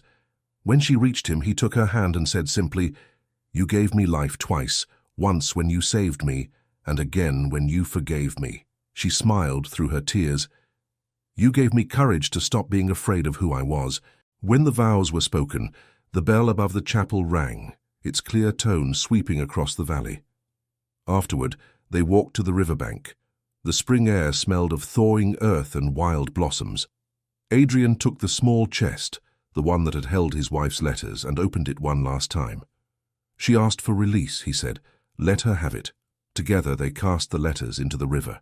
The current caught them gently and carried them away, each page fluttering like a white bird until it vanished beneath the glittering surface. Elena slipped her hand into his. "She's free." He nodded. "And so are we." They returned to the manor hand in hand. Music awaited them, soft, distant, coming from the ballroom. The servants had gathered with instruments, playing a slow waltz in their honor. Adrian laughed quietly. "They've conspired against us." "Then let's not disappoint them," she said. He led her into the center of the room. The chandeliers glowed like captured stars, and the polished floor reflected their movements. She rested her hand on his shoulder, and they began to dance. It was not the dance of that terrible night a year ago, when fear had bound every step. It was gentle, unhurried, the rhythm of two hearts learning to breathe in time. "Do you remember the first time we danced?" he asked. "I remember thinking you meant to ruin me," she said, smiling. "And I remember thinking you might save me," he replied. Her laugh was quiet, joyous. "Then we were both right." When the last note faded, the servants applauded softly. Adrian bowed to her with mock ceremony. "Mrs. von Reinhardt," he said, tasting the name like a vow. She blushed. "That will take some getting used to." "I have time," he said. "A lifetime, if you'll allow it."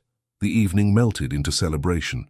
The tables were set with flowers from the garden, the air filled with warmth and laughter. For the first time, the great house felt like home, not a monument to grief. Later, when the guests had gone and the candles burned low, Adrian and Eleanor stepped out onto the terrace. The moon hung full above the hills, silvering the gardens. "This place," she said softly, "it doesn't feel haunted anymore." "Because its ghosts were only memories waiting to be forgiven," he said. She turned to face him. "And you? Are you forgiven?" He drew her close. "You tell me." She rested her head against his chest, listening to the quiet strength of his heartbeat.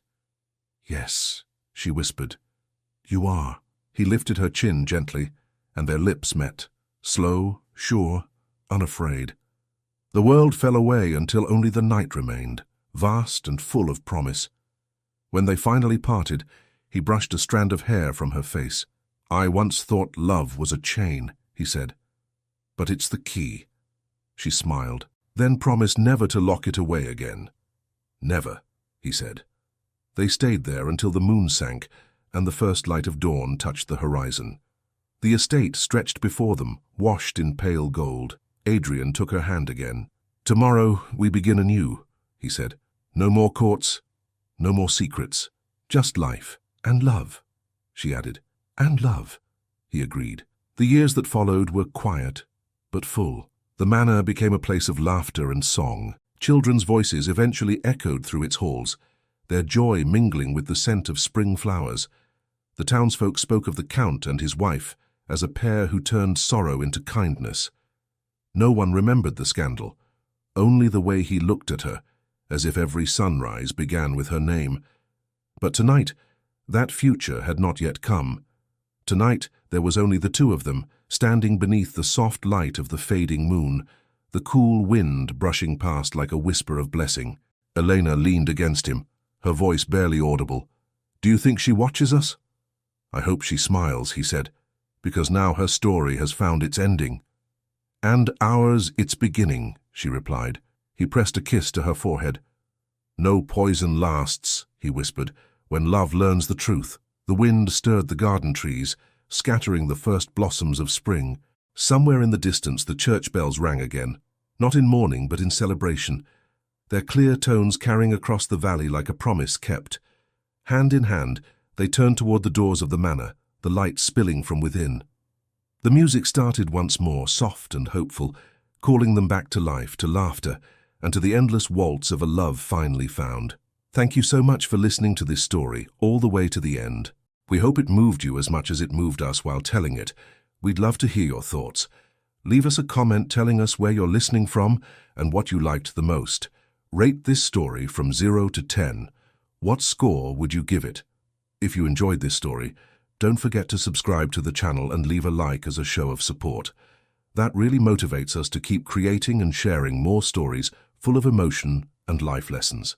And before we go, we want to remind you that an exciting and heartwarming story recommendation will appear on the final screen. If you'd like to enjoy it, just click on the video. Thank you once again for being here, and we'll see you in the next story.